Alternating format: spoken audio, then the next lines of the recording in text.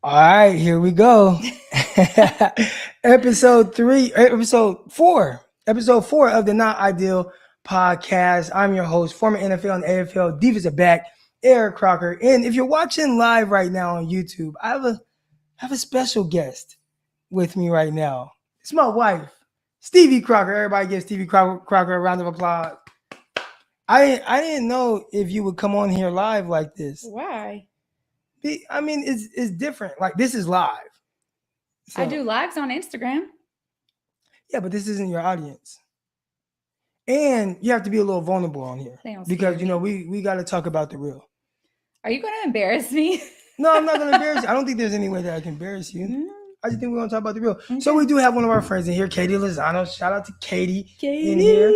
All right, but let's get into it. So for those of you who know already, I have posted, I think only maybe one other podcast on here. The Not Ideal podcast is more entrepreneur, business minded stuff. And I thought it would be a good idea to kind of tie my wife into this because I think a lot of us believe that, when you're doing entrepreneur stuff, like it's you, like you're your own boss, all that good stuff. But there's also someone with you if you're married.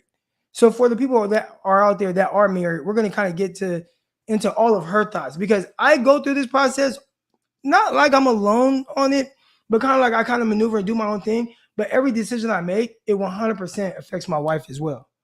So I thought it'd be a good idea to have my wife on and talk about my obsession with sports and like not just my obsession with sports and how she handles that. I'm pretty sure a lot of males in here, they probably deal with that as well. Like, being so invested in sports and things like that, or your phone and your wife is probably like, man, get off, spend time with me, all that good stuff. So I was like, you know what? I'm going to have my wife on here. She's going to talk about not just my journey, but our journey together. Is it our journey? Yeah. Well, because this, with my questions, and I have questions written down.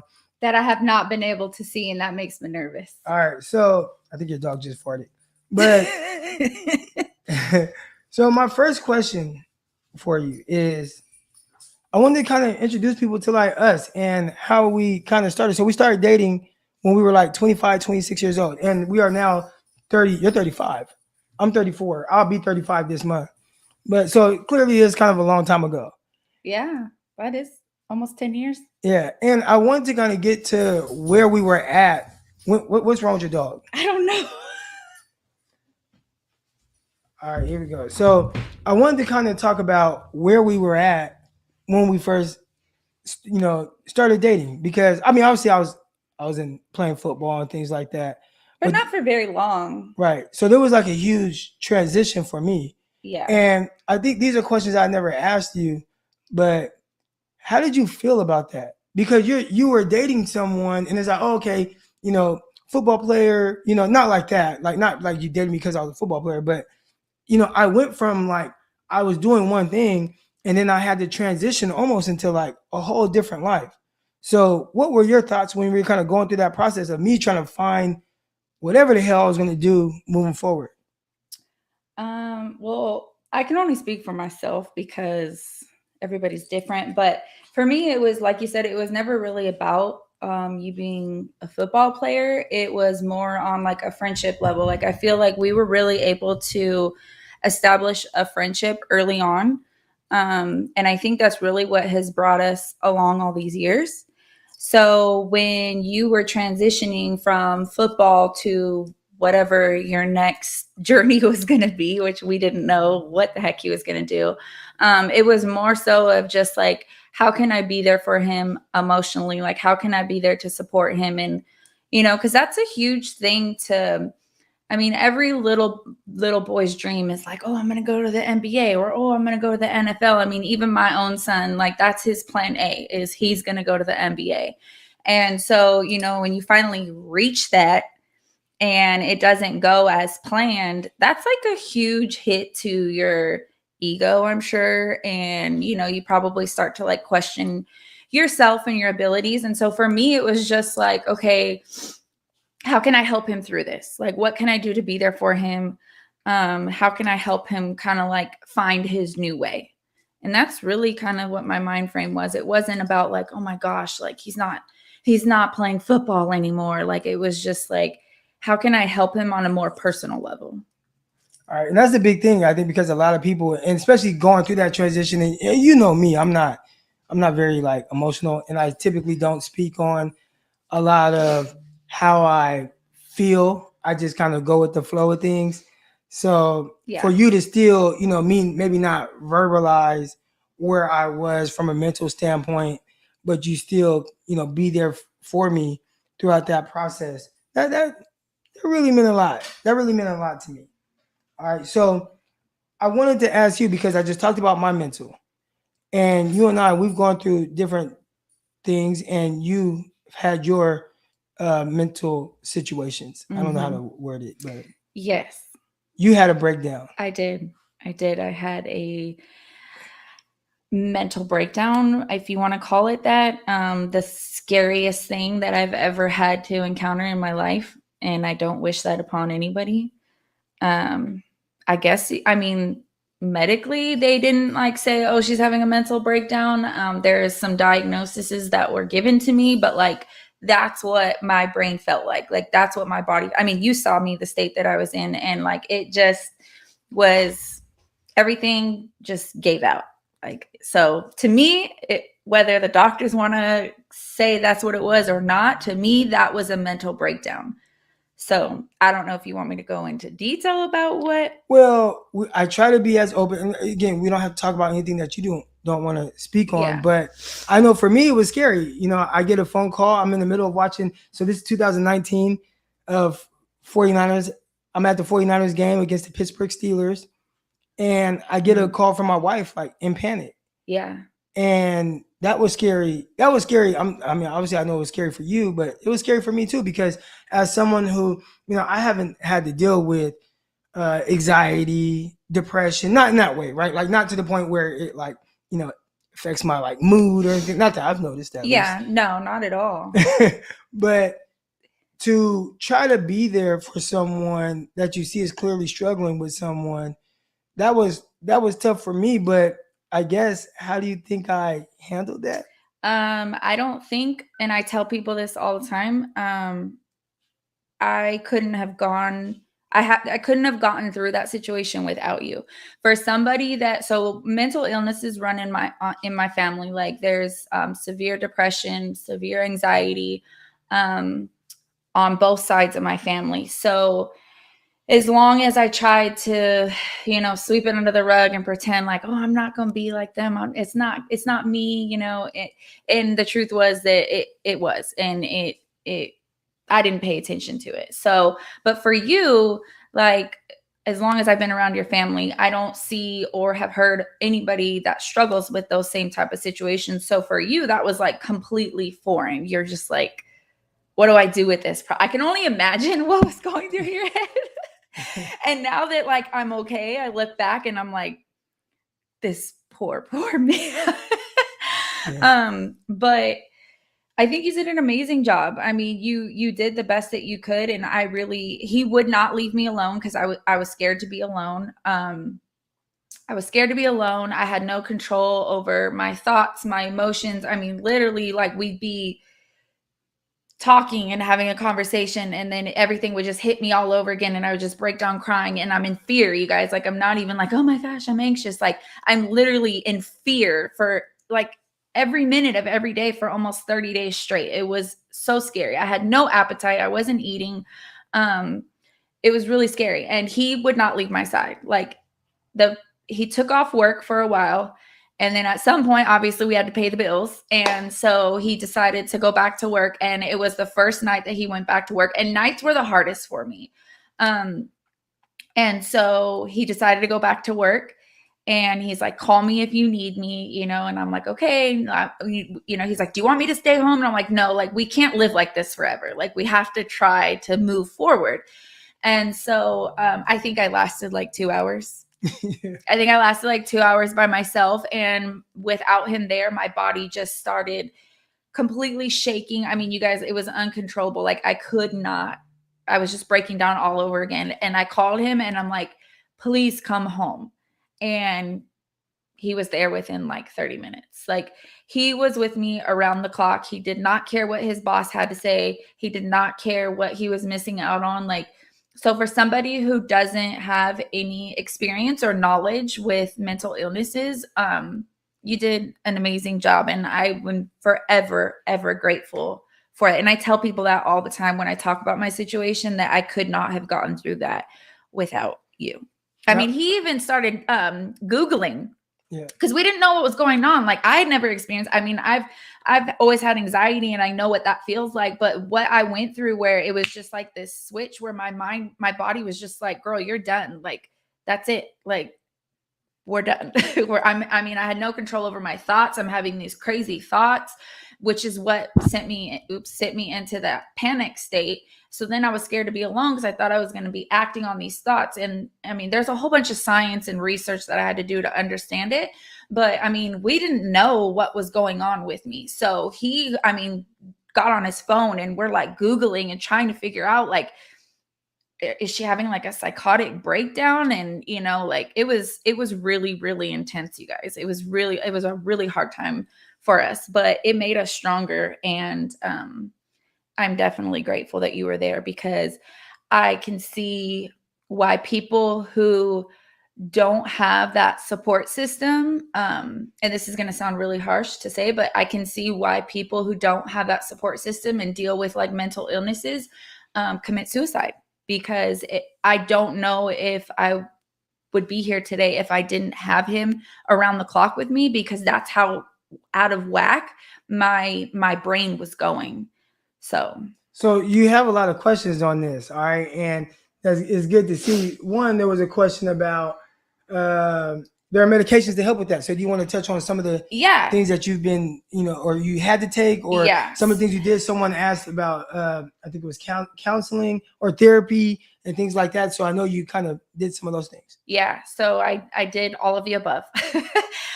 So before the situation initially happened, so the one thing that people don't understand when they're new to mental illnesses too, is that like the medication is a trial and error process. And I had to learn that the hard way. So when a doctor, you know, there's the popular medications that you're, you know, the most common ones, and you go into the doctor and you tell them, oh, I'm having anxiety, or, oh, I'm, you know, feeling depressed. There's like 3 or 4 most common medications that they'll put you on. They'll just slap you on that, right? Go home in 30 days. If it's not helping, let me know and we'll switch you to something else. Well, a lot of times people don't like the side effects, and so they just stop the medications. Well, the truth about those type of that type of therapy is it's a huge trial and error process. So if you're having side effects that you don't like, instead of just stopping, you're really supposed to tell your doctor, like, hey, I'm jittery. I have a lack of sex drive. Like, those aren't normal side effects that you're supposed to have with these medications. And a lot of people don't understand that there's so many different types out there, and there's not a one size fits all. So I had to go through a couple different medication combinations, and what I thought was helping me really obviously wasn't. But I was starting to feel okay. But obviously my anxiety still wasn't under control, which led to the whole breakdown. So what happened afterwards is they ended up doing, it's like genetic counseling, I guess you could call it. So basically they draw your blood, they send it off to this company, and no, your insurance does not pay for it, but it's worth every penny if you're struggling to find the right combination to help you in this situation. They draw your blood, they do all this research on your DNA and all this stuff, and they find the perfect fit for you. Okay. And so it'll give you every type of anti-anxiety medication, antidepressants, antipsychotics, and like all of the above. Okay. And it'll tell you, hey, these medications will work for you and these ones will not. And what's crazy is when I looked at that list, every single medication that my doctor has had me on in the past was on the do not use list, because those were the most common ones. So long story short, we did have to change my medications a few times, but we based it off the list that came back saying, hey, these will work good for her. And now I can finally say that I am on an antidepressant called Prestige, which is not a very common one. And then I also am on Prozac, which is an anti-anxiety medication, but it also works for OCD, which is something that I was diagnosed with. OCD, which is what I was diagnosed with, but I have what they call intrusive thoughts, it was a form of OCD. So that's why they put me on the Prozac. So that helps with the dwelling and the obsessing and getting going into panic mode when you have a crazy thought, because a lot of people, you're driving down the road and you're like, oh, I wonder what would happen like if I crashed into that wall. Like, and whether you want to admit it or not, everybody has intrusive thoughts. But with somebody like myself, what happens is I dwell on that and it sends me into a whole panic mode. And that's what that stemmed from. But now it's under control. So a lot of people have also asked, and about like more natural remedies, meditation, marijuana. I know I was suggesting those things, like, man, get off these pills, like smoke some weed. Like, I'll smoke with you. I don't smoke. I don't do drugs at all. Yeah, but, no, he did. He was like, you know what? I think you just need to get off all the medications. And the problem with that, and we did try that for a little bit. We tried the CBD gummies and stuff like that. Yeah. But I see someone in the chat talking about CBD as well. Yeah, but the hard part, and the CBD gummies didn't really work. My anxiety is at a level where the CBD isn't strong enough. And anything with THC is real risky for me because I'm a nurse. So I can be drug tested at any time. And to me, that just wasn't worth the risk. Right, the risk. More natural remedies. I know that one of the things that Eric took me to in this weird process is we went to, like, what is it, Sprouts? In Stockton, right? Stockton, yeah. And it's like an all natural store. So like they have natural remedies for Tylenol. I mean, you name it, they have like a natural remedy for it. And we did that too. And I think that my situation was just so intense at that point that I needed something medically stronger. So, and the crazy thing about this, like the craziest part, is all of this was happening during a big transition in our life.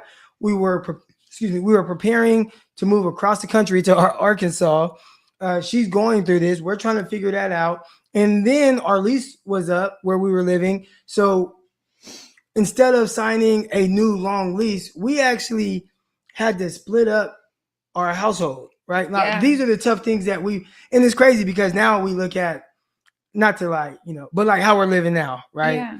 And we're doing pretty good, right? So, but to get to this point, some of the decisions that we made along the way, and, splitting up where, the lease was up, and it was like, all right, you went and stayed with your dad in Modesto. I went and stayed with my homeboy, Lavelle Hawkins. Shout out to my dog, Hawk. Hawk was like huge here with this. He was such a blessing. Yeah, so shout out to my dog, Lavelle Hawkins. And so, we are, I'm going to stay with Hawk, and he's cool. And I'm like, all right, I'll pay you. He's like, nah, Crock, don't worry about paying. Just stack your money up. So, you'll be good for when you have to move and all that. He was definitely. And my dad was the same way. I went into it thinking, okay, like, Dad, let me help you, because it's, I'm my dad's only child. So like, here I come with my kids, two of them I have full time. And then, we had, I don't call them step kids. I like to call them my bonus kids, but I didn't want to mess up that routine that I had with them too. So every once in a while I was bringing all 4 kids over to my dad's little house, who is a bachelor and, can have girls over whenever he wants. And so I, would try to offer him money and stuff, and he just would not take it. So between my dad and Lavelle, like, they were a huge, huge blessing for us to kind of get ahead so that we can make this change. Right. So finally we make that jump and we move across the country to Arkansas, of all places. Right. And a lot of people ask, like, Arkansas, how do you live in Arkansas? But again, we were going through a big transition. We moved into an apartment out here to start off. I was supposed to come out here and coach. Right. Like, I was supposed to come out here and coach college football. That didn't work out. We'll get into that another time. I had to pivot. I started working at a furniture store, and our thoughts were, all right, I'm going to finish getting my degree. You're going to knock out your nursing stuff, and we're just going to head back to Stockton, California once we knock that stuff out. All right. And we came out here in the midst of all this, and I just remember you like feeling like a lot of weight was lifted off of your shoulders. So Yeah. talk to us a little bit about that. We will get to the basis of this show, which we got 65 of you in here watching right now. I do a podcast weekly. It drops every Wednesday, and it's called the Not Ideal Podcast. And I talk about a lot of the not so ideal situations with entrepreneurship and a lot of the, different split second decisions that you have to make, and some things that you're really not comfortable with doing. And there's been things I wasn't comfortable with doing along the way. And I felt like right now I was in a point to where, all right, Croc, you're doing well. Maybe there are other people out there that go through a lot of the same things as you. And I wanted to show that vulnerable side to let them know, like, man, like, here are my goals. Here are things I'm doing right now. Obviously, I wouldn't be able to do any of this without my wife. But along the way, it wasn't just like, oh, everything's perfect, right? And that's all of us, where it's not always perfect. And we've had to go through so much of this stuff, right? But now we moved to Arkansas. And how was it with you coming out here? A place, you don't know nothing about Arkansas and how it is, but I remember you just kind of sitting out there on the patio and having your coffee in the mornings. Mm-hmm. And how was that from like a mental state, from like kind of clearing your mind and ultimately starting to achieve some of the things that we wanted to do? So, first of all, let me just say that I am born and raised in California. Never lived, well, I guess if you count like the year that my parents moved to Hawaii and then we came back. But outside of that, like I've never lived in another state other than California. So it was it was interesting. But I think that where I was mentally, I was almost desperate to get out of the situation that we were in. It's really easy to and this is the problem with social media nowadays is, it's really easy to think somebody's life. And I think a lot of people on the outside looking in at our life, they're like, oh, they're good. They're fine. They have, their roof over their head. They each have their own car. They have jobs and stuff like that. And they have smiles on their faces and, they enjoy each other's company. But nobody knew what I was going through mentally, except for my husband and my mom. And so when we kind of came out about moving to Arkansas, nobody understood, especially the people closest to us. They didn't know what we just went through. And it was so intense. And I think it was scary for him too. Let's talk about like a little bit of this transition, because again, this is like about entrepreneurship, and a lot of this stuff sparked like my decision to really go all in on this. All right, but this is how our day was. She was waking up. She was an LVN at a doctor's hospital in Manteca, California. And I was working at the elementary school. I was training athletes and obviously coaching as well. So a day for us was she would wake up first. She'd be up and out of the house by like 5 a.m. or so. Yeah, because I started work at 6:30. Right. So she'd be up and out early. And I'd have to wake up. I got all the kids ready. I would take the kids to their different schools that they were at. And then I would go to work at my elementary job where I was making, after child support came out, $1,200 a month. Yeah. Which is like crazy. Now I like to think like we were trying to live off of that. But anyways, so I was making $1,200 a month. And then I would be there from, 7:45 until 3:30. I'd head straight over to the gym and I would train athletes where I would make a little bit more money to where it's like, all right, like at least we can kind of survive, right?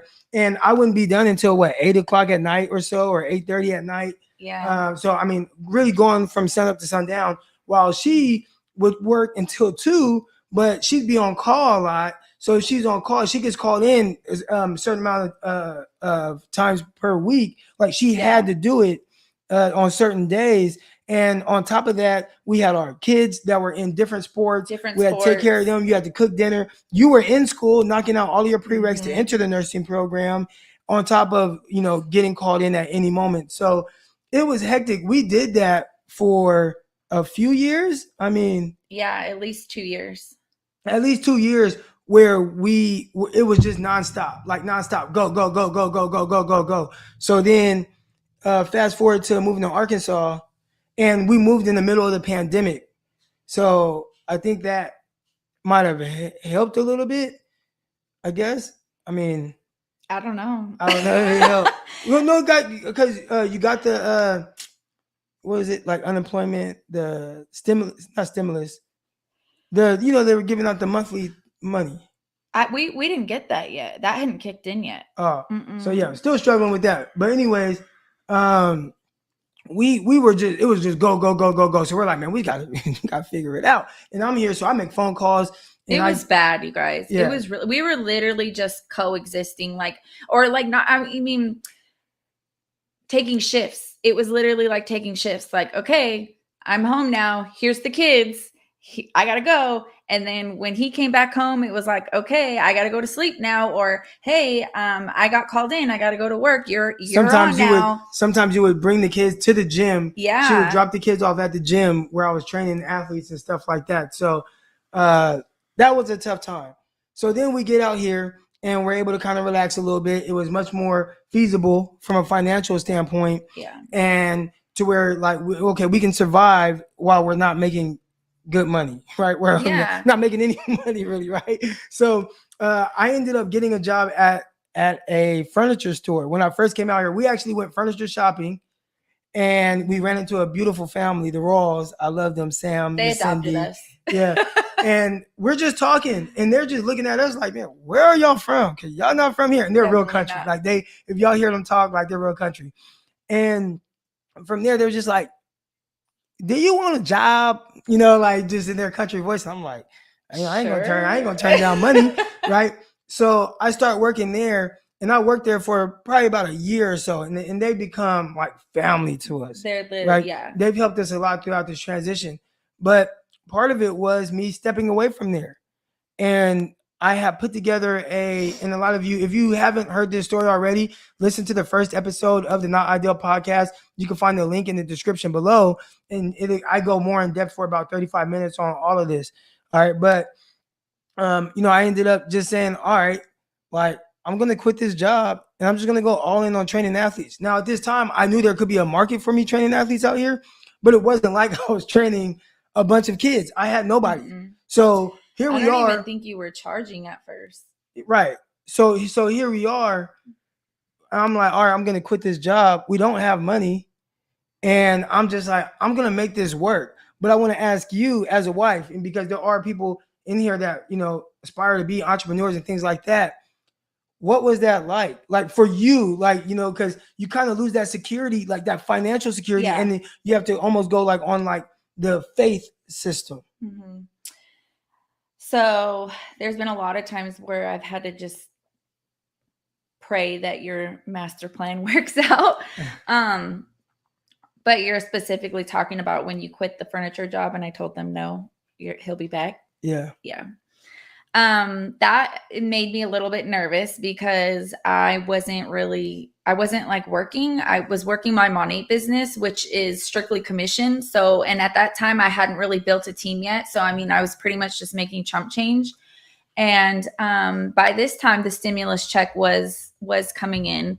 So we had that, but outside of his furniture store paycheck, there was nothing. And so when he told them, he said, all right, guys, well, it's my last day. And I'm like, and he didn't tell me, y'all, like we were just in the store and they were getting ready to close up. And he's like, all right, well, I love y'all. Thank you so much. And I'm like, what's going on here? And Miss Cindy was like, it's his last day. I said, the hell it is. I said, no, he'll be back.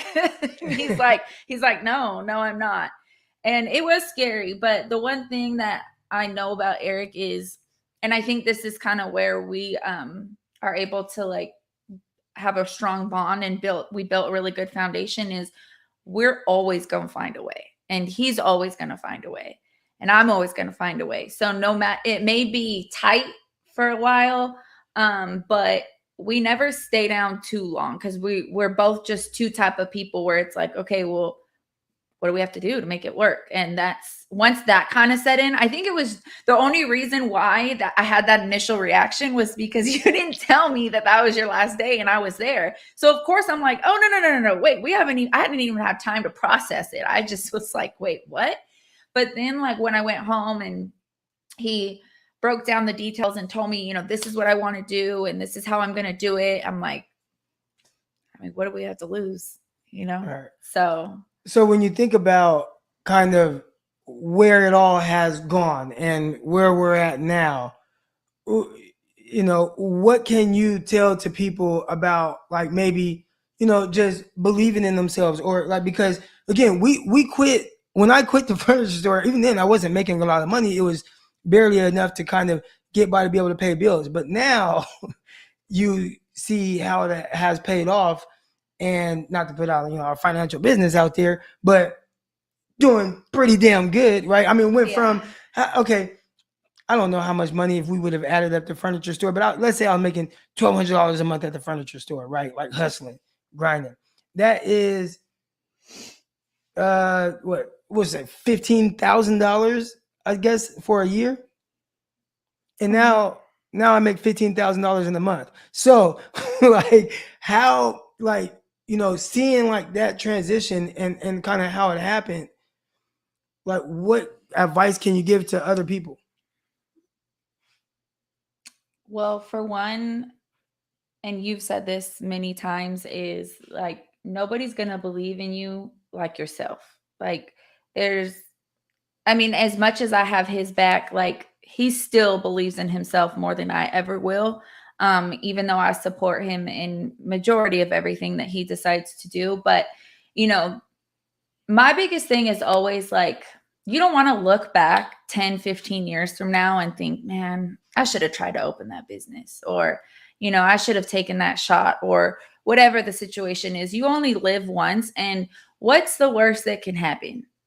You fail, and then you have to figure out how to get back on track. Like, there's worse things that can happen in life. So my biggest thing is, if like you are trying to be your own boss and you're tired of working the 9 to 5 and you have this idea in your head and you're truly passionate about it and it can work, you just need that right situation, you have to take a chance on yourself. You have to bet on yourself. And he's done that numerous times. And he'll call me and be like, I have to be all in. I have to be 100% in. Otherwise, this is never going to happen. This is never going to work.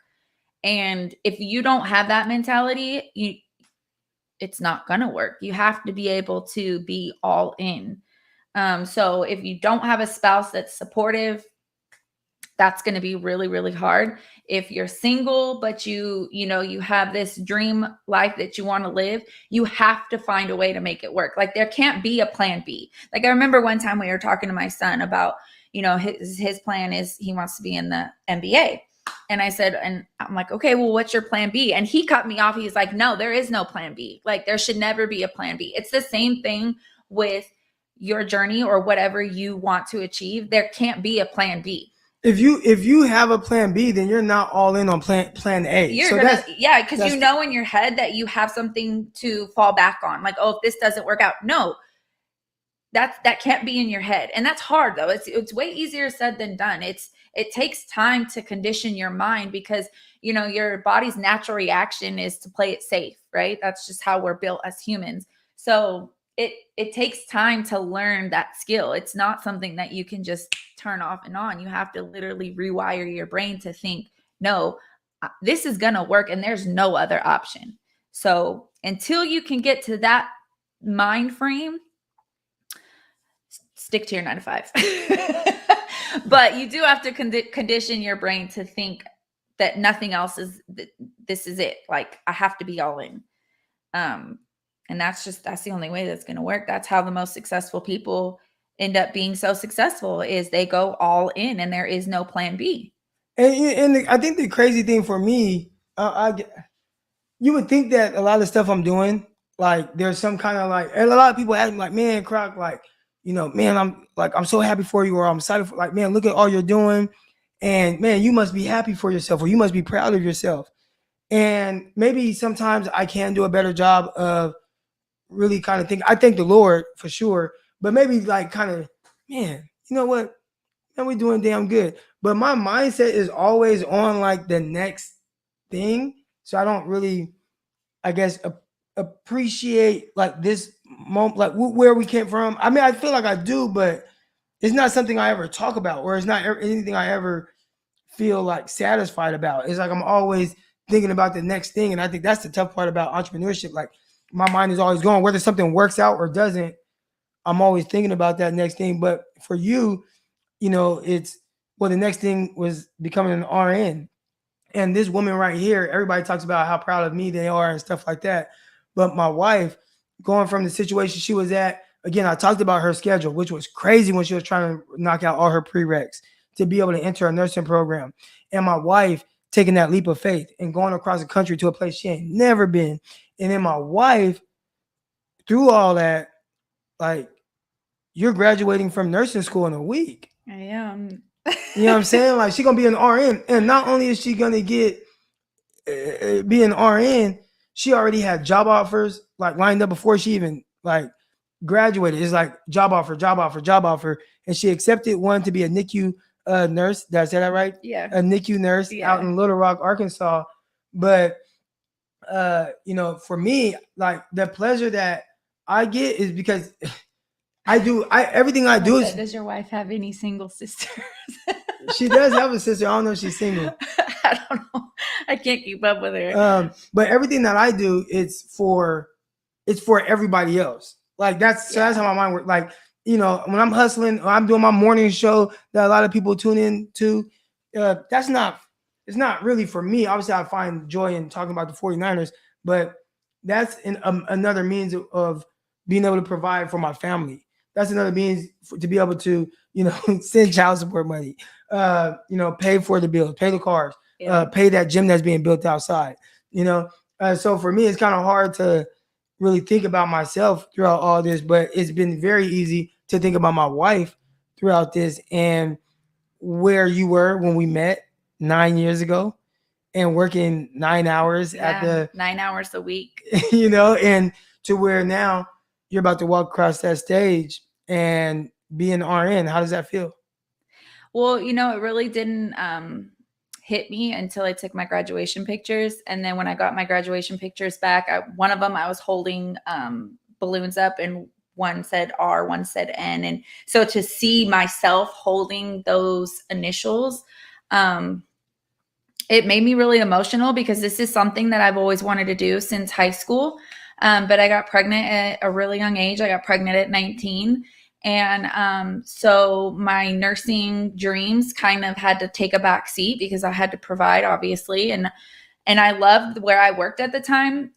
So my nursing, even though I've always known I wanted to be a nurse, my nursing journey is really kind of just now starting. I mean, even as an LVN or LPN, depending on where you're at in the United States, you get to do nursing things, but you don't get that full responsibility of being an RN. So you get like a little taste of it. And it's opened amazing doors for me. I can't even lie. Like, at working at the school, having a really good schedule.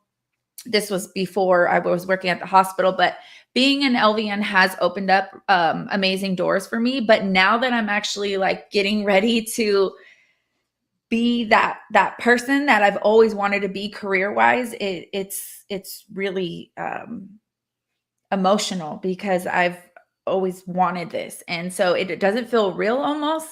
But until I saw those pictures, I was like holding up RN. I'm like, holy crap. Like, this is really happening. I feel like I've been in school forever. Like, I've been in college courses forever. And people, on my Instagram will always kind of comment when in the past, when I was like taking pictures of, my school books and posting them on my story, they're like, girl, I feel like you've been in school forever. I have. Okay. Because I could only afford to do one class per semester because I had to work full time. Like, we had to work full time. So I couldn't do all my prerequisites full time like a lot of other people. So my journey to get here has been really, really, really long. And my son was giving me a hard time at dinner tonight, and he's like, "You're 35 and you're just now graduating college." I'm like, "Look, I got pregnant with your ass." But I don't care. Like, I'm 35 and I have plenty of years to go, and I don't care whether I'm 35 and I'm just now reaching my goal. Like, it still feels amazing, especially with everything that I've had to endure over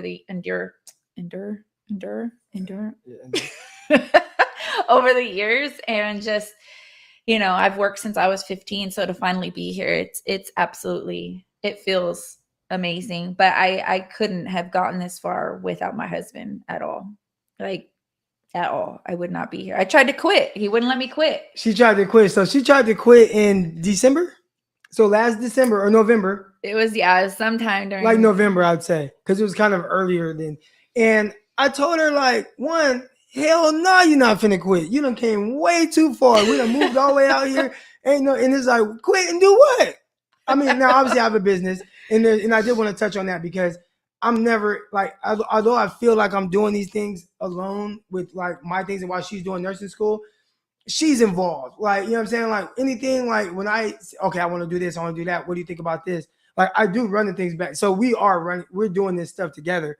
But she was telling me, and I'm like, quit and do what? Like you've been wanting to do this. And I told her, if you quit, which you won't, I won't let you. But if you were to quit, you will regret it because you're going to, in a few months, because this close. Yeah, I think I was like almost midway through and I was like, I can't do this. And it was like, I'm like, in a few months, you are going to be so upset that you quit when you did, and your friends are going to be walking across that stage. That's exactly what he said. Now, granted, okay, I was going off of like maybe 2 hours of sleep. I had just stayed up all night doing homework and paperwork and studying. And then I had to get up at, we start clinical at 6:30 in the morning. I literally was going off of no sleep. So my mind was just like, F this, like, I'm not doing this, but he of course was like, no, it's not happening. I'm like, yes, I'm going to go to be an esthetician instead. Like, F this is bullshit. And he's like, no, you're not. I'm like, yes, I am. He's like, no, you're not. He's like, we didn't move to Arkansas for you to quit. And I'm like, okay, yeah, I guess. So she thugged through it. I did want to ask you, there were a few questions. There was a bunch of questions up there. I'm going to get to, I have a few of them started. And if y'all have any questions on anything, feel free to put them in there and I'll get to them. But I want to ask you before we get to the questions, what do you have any advice on anyone? Because I hear a lot of people kind of like, I don't want to say a debate about marriage, but there are people that are like, hell no, I'll never get married, blah, blah, blah. Then there are some people that are like, marriage is a beautiful thing. So like, how do you feel about marriage, and what do you think has either helped you or where you're like, hell nah, don't get married? Like, what's your thoughts on it, and what's helped you along the way? I can only recall out of the we haven't been married 9 years. We've been married 6 years. Going on 7. On 7 in November. I can only recall, and this was in the very beginning of our marriage when I, was like, okay, maybe this isn't going to work. But like everyone says the first year of marriage is the hardest. And it is, because you literally have to like join your life with somebody else. It's no longer just about you. And even if you're just so madly in love, you still have to, mush everything together. So that is tough. But honestly, you guys, like after that one moment and we worked through that, there's never in my mind, no matter what we have gone through, and we have gone through some stuff about marriage is overrated, or I'm never doing this again. Like, no, I love being married. Now granted, you have to be married to the right person. Okay. Let's just be honest. You can't just be married to anybody, and you have to be with somebody who's willing to evolve and learn how to communicate and stuff. And it has to, go both ways. But you guys, like, marriage is one of my favorite things about my life. Being mom and being married is literally what I live for. And some people are like, well, she should live for herself or whatever, but that's what lights my fire. That's what keeps me going. That's what I love about my life, is that I have somebody who will, and has proven this over time and time again, especially like I told you guys earlier, the whole mental breakdown thing made us so much stronger, because I realized that this man truly loves me unconditionally. And for somebody who grew up with male abandonment issues, that was a huge thing for me to realize, like, wow, like, he's not going anywhere. And he genuinely loves me through whatever. Because, y'all, I was a mess. Okay? We're not going to go back there. But that moment for me was like, this is awesome. Like, this is amazing. And to be able to be friends on top of being married is it's dope as hell to me. I love it. There's nothing that I would change about our marriage. I mean, maybe a little bit more time together, but I mean, it's not like, oh my God, I don't get any time with my husband. Like, we're in our prime right now. Like, we're doing our thing. We're establishing our futures. And so it will come. All right. So we're going to get to some of these questions that have started here. All right. And here's the first one. Now that Crocky has been busier, how do you deal with him being away from home more? And this is a great question because I travel a lot. Yeah. For different things. I was just in Dallas for almost a full week covering the draft. Yeah. I traveled back and forth to, obviously California for Juice and Shane. I mean, I traveled Minnesota to view prospects. I mean, I'm always like kind of on the move. So how do you deal with me being away so much? Well, for us, it's nothing new because that's how our relationship started. Oh yeah. You know what I mean? So it's not like we have always spent every single day with each other. I mean, when we first started dating, he was in New Jersey or New York or wherever you were. And so that's how it's always been. And then even after he was no longer with the Jets, he was playing AFL football and he was in Portland. And then he was, even with him being in the same state as me, we were, hour and a half away from each other, and I had to work and go to school, and he was, they kept them busy all the time. So that's nothing new for me. So I've been able to adjust to that over the years. But at the same time, I think it takes a secure person because, I mean, obviously it's easy to be like, oh, well, what are you doing when you're out of town? But I think it comes with a lot of trust and, making sure that you're secure with your relationship. But it's not as hard as, I mean, people ask me that all the time. Like, how do you handle him being away all the time? He's coming back. Right. We have the rest of our lives. Knock on wood. So, Mom said he was in Texas. I think Mom was thinking about when I was playing, but we weren't dating when I was in Texas, Mom. Oh yeah, no, that was before me. So here we go. That Monticello to Little Rock commute is going to be crazy. Yeah. But you have a kind of a plan. I do. So do you want to talk about kind of your strategic plan for doing that commute, which is you work 3 days a week, right? 3 days on, 4 days off? Yeah, and it's self-scheduling. So I schedule myself as long as I complete 1 weekend a month. I can make my schedule however I want. So and that was kind of like a big deal for us too, because I originally accepted a job here locally, and that was going to be easy because the hours were great. And they weren't 3/12s. They were just Monday through Friday. I think it was like 7 to 2 or something like that. And so we're like, okay, cool, great, But then as my nursing program went on, I got to experience different departments, and I fell in love with the NICU. And the closest NICU to us is in Little Rock or Monroe. But the Children's Hospital in Little Rock is like one of the top 10 hospitals in the United States. And my experience there was just so amazing that I left there knowing I need to work there. I have to be there. It's probably Dylan. So I came home and I talked to Eric about it, and I was like, I know that this is going to be hard, but like everything in me was like, this is where you need to be, Stevie. Because I didn't know what department I really wanted to work in. I just knew that I accepted this job locally because that's where I had worked before as an LPN. And so I was already familiar with that department.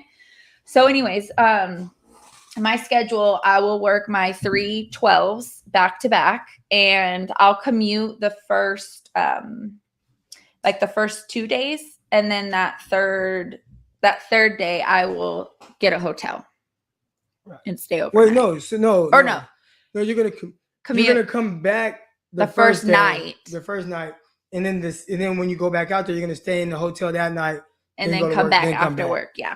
So that's how she's gonna manage that crazy commute. Well, because that's a good hour and a half. Yeah, because that's what I was doing for clinical, anyways. Because we had clinical in Little Rock, so that's what we would do. So not a question here, but Katie's over here being thirsty, so she is the single friend. if anybody's looking for She a got some girlfriend. single friends. Yeah, she talking about herself. So Katie, driven woman out there in Stockton, California. Yeah. And whether you looking for a girl or a house, she can help you. All right. So shout out to Katie. All right. Question: what made you drop it off for a podcast? Great question. So originally, podcasting wasn't my goal. It was my training. Well, it was more like a hobby to begin Yeah. with. So I was doing it locked on. I mean, not locked on. Striking gold. I was making like $600 a month, and whatever, cool, a little extra money. And it wasn't until I was signing the loan for the gym I'm building, which is a lot of money. I don't even know if I've ever told my wife the official numbers. I haven't, huh? We're gonna keep that on the hush. But anyways, I don't want to know. But anyways, it was when I saw how much I had to pay every month. I'm like, all right, I got to figure out how to make up that difference. So I'm training. I make X amount of dollars right now training per month. I got to make up that difference somehow. How am I gonna make up that difference? Oh, maybe I can do something with podcasting. Mm-hmm. So I created a Patreon account. I started making money off my Patreon account. Then I started a YouTube channel. All right, I started making money off my YouTube channel.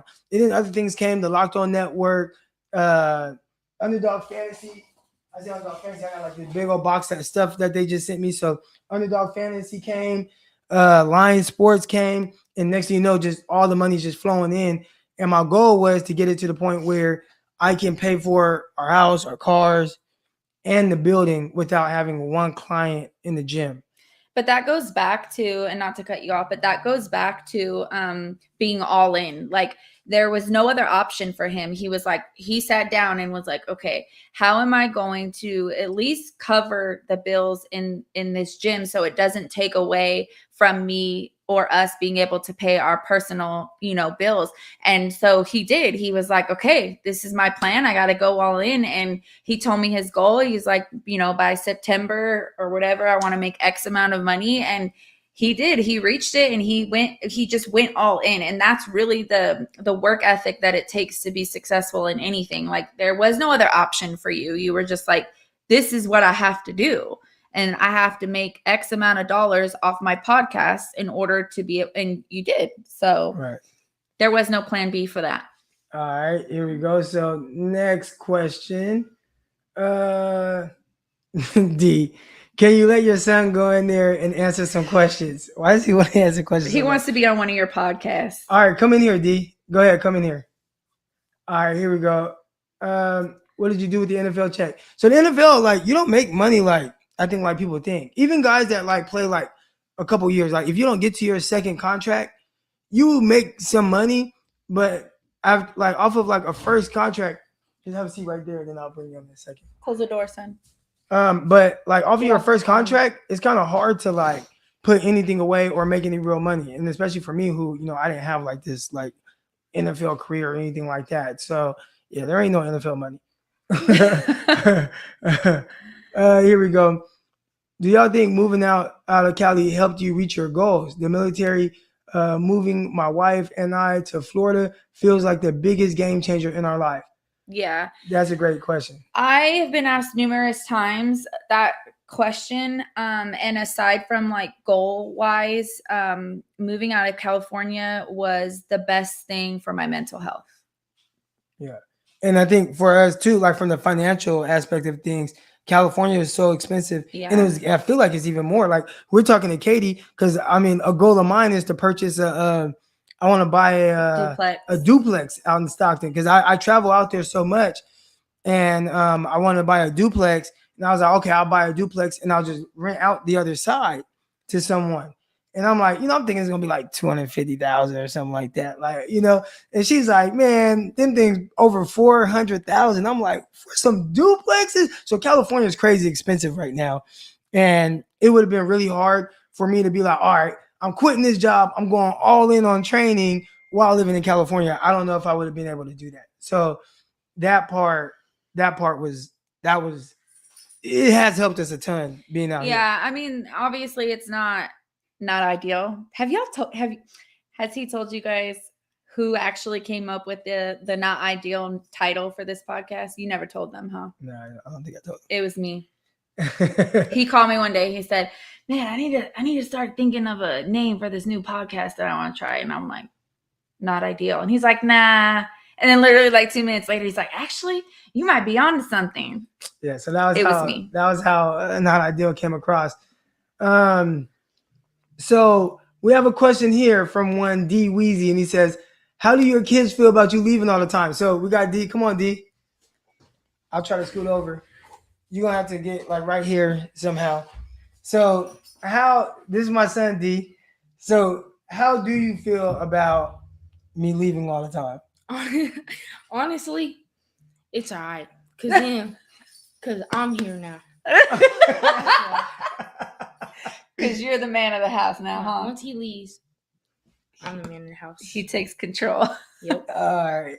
So it sounds like D likes when I leave. So there's that. Do you have anything else? Because I mean, you wanted to come on here. So. No, I'm good. That's all you wanted to say? Wow.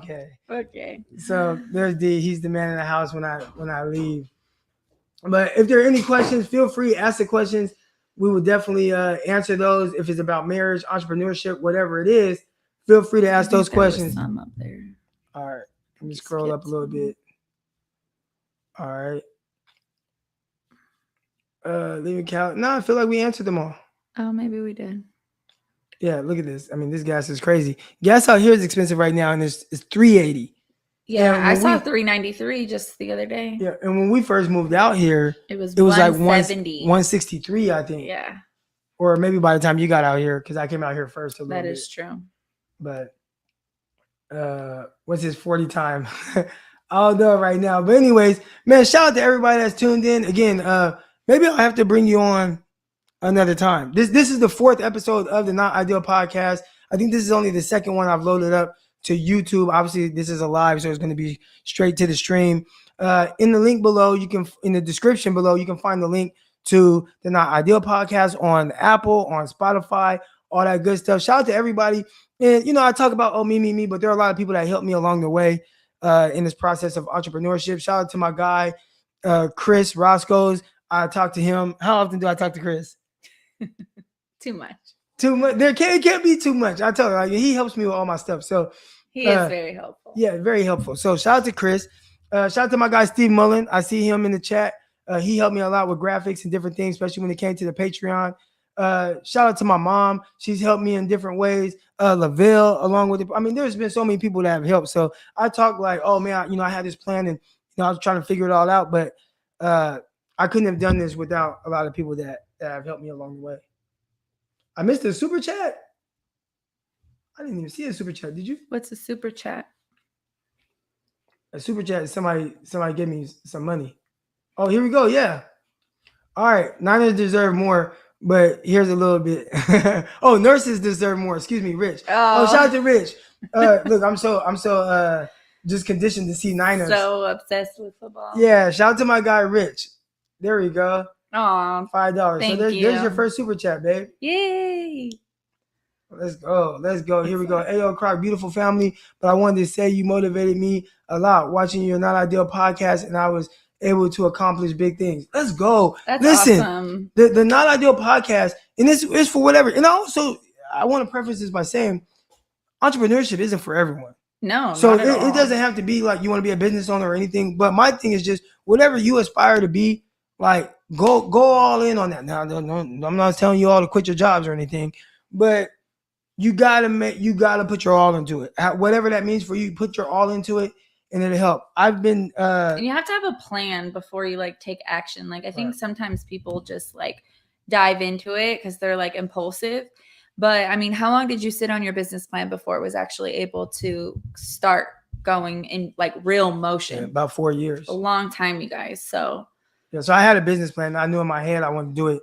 It was just trying to figure out how.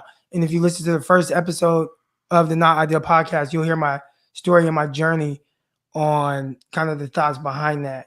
And some of the people I called and, they helped me throughout this process. I picked a lot of different people's brains. So, but yeah, shout out to everybody in here. There was one question that was up if you go up. All right. Got a super chat here. Shout out to let's go. $20. Look at that, baby. You out here look making at- money. That's my best friend. Go best friend. Oh, that's Anna. That's Anna. Okay, I don't know her as Anna Lilia. Oh yeah, that's her real name, Anna Lilia. Shout out to Anna Lilia. What's up, Anna? Someone said, "Have you been to a 49ers game?" Have you been to a 49ers game? Yeah, I have been to several 49er games. And not only have I been to the games, I have done, what is it? I was a credential member of the media.